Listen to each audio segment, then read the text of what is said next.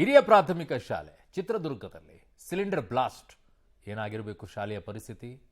ವಿದ್ಯಾರ್ಥಿಗಳಿದ್ರು ಆ ಸಂದರ್ಭದಲ್ಲಿ. ಚಿತ್ರದುರ್ಗದ ಮಲ್ಲಾಪುರ ಸರ್ಕಾರಿ ಹಿರಿಯ ಪ್ರಾಥಮಿಕ ಶಾಲೆಯಲ್ಲಿ ಸಿಲಿಂಡರ್ ಸ್ಫೋಟಗೊಂಡಿದೆ. ಅದೃಷ್ಟವಶಾತ್ 140 ವಿದ್ಯಾರ್ಥಿಗಳು ಸೇಫ್ ಆಗಿದ್ದಾರೆ.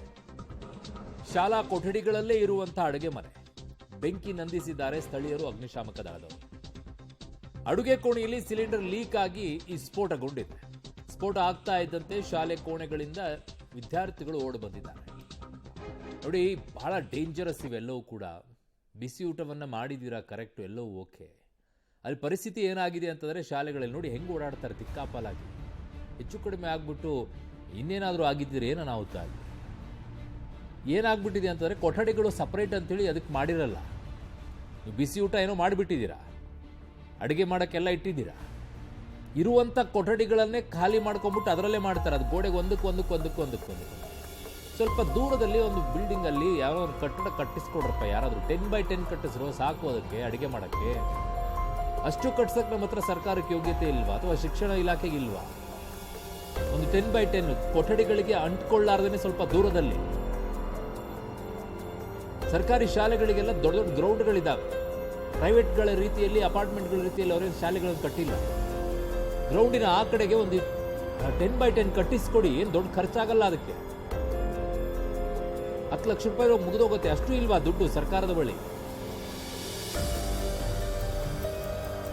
ನನ್ನ ಸಹೋದ್ಯೋಗಿ ಸಿದ್ದರಾಜು ನನ್ನ ಸಂಪರ್ಕಕ್ಕೆ ಸಿಗ್ತಾ ಇದ್ದಾರೆ, ಚಿತ್ರದುರ್ಗದ ಪ್ರತಿನಿಧಿ. ಸಿದ್ದರಾಜು, ನಿಜಕ್ಕೂ ಕೂಡ ಇವತ್ತು ಇನ್ನೇನಾದ್ರೂ ಹೆಚ್ಚು ಕಡಿಮೆ ಆಗಿದ್ದಿದ್ರೆ ಮಕ್ಕಳ ಪರಿಸ್ಥಿತಿ ಏನ್ರಿ? ಯಾರು ಉತ್ತರ ಕೊಡೋರು? ಯಾಕೆ ಅನಾಹುತ ಆಯ್ತು ಅಂತ ಅಲ್ಲಿ? ಖಂಡಿತವಾಗೂ ಅರುಣ್, ಇದೊಂದು ಶಿಕ್ಷಣ ಇಲಾಖೆಯ ದಿವ್ಯ ನಿರ್ಲಕ್ಷ್ಯ ಅಂತಾನೆ ಹೇಳ್ಬೋದು. ಯಾಕಂದ್ರೆ ಸರ್ಕಾರಿ ಹಿರಿಯ ಪ್ರಾಥಮಿಕ ಶಾಲೆಯಲ್ಲಿ ಒಂದು ಆಕಸ್ಮಿಕವಾಗಿ ಸಿಲಿಂಡರ್ ಸ್ಫೋಟಗೊಂಡು ವಿದ್ಯಾರ್ಥಿಗಳು ಗಾಬರಿಯಿಂದ ಹೊರಗೆ ಹೊರಡುವಂತಹ ಘಟನೆ ಚಿತ್ರದುರ್ಗ ತಾಲೂಕಿನ ಮಲ್ಲಾಪುರ ಗ್ರಾಮದಲ್ಲಿ ನಡೆದಿದೆ. ಇಂದು ಮಧ್ಯಾಹ್ನ ಬಿಸಿ ಊಟಕ್ಕಾಗಿ ಏನು ಸಾಂಬಾರ್ ರೆಡಿ ಮಾಡ್ತಿದ್ರು ಅಂತ ಸಂದರ್ಭದಲ್ಲಿ ಸಿಲಿಂಡರ್ನ ರೆಗ್ಯುಲೇಟರ್ ನಿಂದ ಗ್ಯಾಸ್ ಸೋರಿಕೆಯಾಗಿ ಒಂದು ಅವಘಡ ಸಂಭವಿಸಿರುವಂತದ್ದು. ಈ ವೇಳೆ ಏನು ಅಡುಗೆ ಸಿಬ್ಬಂದಿಗಳ ಒಂದು ಸಮಯ ಪ್ರಜ್ಞೆಯಿಂದ ದೊಡ್ಡ ಅವಘಡವೇ ತಪ್ಪಿದೆ ಅಂತ ಹೇಳ್ಬೋದು. ಯಾಕಂದ್ರೆ ತಕ್ಷಣವೇ ಗೋಣಿ ಚೀಲದಿಂದ ಸಿಲಿಂಡರ್ನ ಮುಚ್ಚಿದ ಪರಿಣಾಮ ಅದೃಷ್ಟವಶಾತ್ ದೊಡ್ಡ ದುರಂತ ತಪ್ಪಿದಂತಾಗಿದೆ.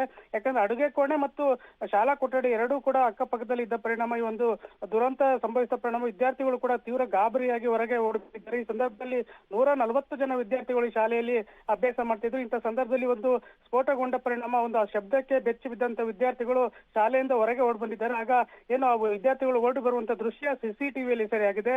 ಏನು ಮುಂಜಾಗ್ರತೆ ಕ್ರಮವಾಗಿ ಈಗಾಗಲೇ ಶಾಲೆಗೂ ಕೂಡ ರಜೆಯನ್ನು ಘೋಷಿಸಲಾಗಿದ್ದು, ಒಂದು ಅಡುಗೆ ಸಿಬ್ಬಂದಿಗಳ ಸಮಯ ಪ್ರಜ್ಞೆಯಿಂದ ಒಂದು ದೊಡ್ಡ ಅವಘಡ ಒಂದು ತಪ್ಪಿದೆ ಅಂತ ಹೇಳ್ಬೋದು. ಯಾಕಂತಂದ್ರೆ ಅಲ್ಲಿ ಏನು ಶಿಕ್ಷಣ ಇಲಾಖೆಯಿಂದ ಬೆಂಕಿ ನಂದಿಸೋದಕ್ಕೆ ಕೆಲವೊಂದಷ್ಟು ಒಂದು ಎಕ್ವಿಪ್ಮೆಂಟ್ ಗಳನ್ನು ಕೊಟ್ಟಿದ್ರು. ಆ ಸಾಮಗ್ರಿಗಳು ಕೂಡ ಯಾವುದೇ ರೀತಿ ಕರ್ತವ್ಯ ನಿರ್ವಹಿಸಿಲ್ಲ.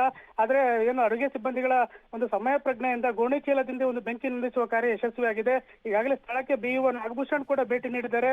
ಹಾಗೆ ಏನು ತಕ್ಷಣವೇ ಗ್ರಾಮ ಪಂಚಾಯತಿಯಿಂದ ತಾತ್ಕಾಲಿಕ ಒಂದು ಅಡುಗೆ ಕೋಣೆಯನ್ನು ಕೂಡ ಪ್ರತ್ಯೇಕವಾಗಿ ನಿರ್ಮಿಸುವುದಾಗಿ ಭರವಸೆ ಕೂಡ ನೀಡಿದ್ದಾರೆ. ಒಟ್ಟಾರೆ ಏನಂತಂದ್ರೆ ಒಂದು ಶಿಕ್ಷಣ ಇಲಾಖೆಯ ದಿವ್ಯ ನಿರ್ಲಕ್ಷ್ಯದಿಂದನೇ ಈ ಒಂದು ಅವಘಡ ಸಂಭವಿಸಿದೆ ಅಂತಾನೆ ಹೇಳ್ಬೋದು ಅರುಣ್. ಓಕೆ ಸಿದ್ದರಾಜು, ನಿಮ್ಮೆಲ್ಲ ಮಾಹಿತಿಗೆ ಧನ್ಯವಾದಗಳು.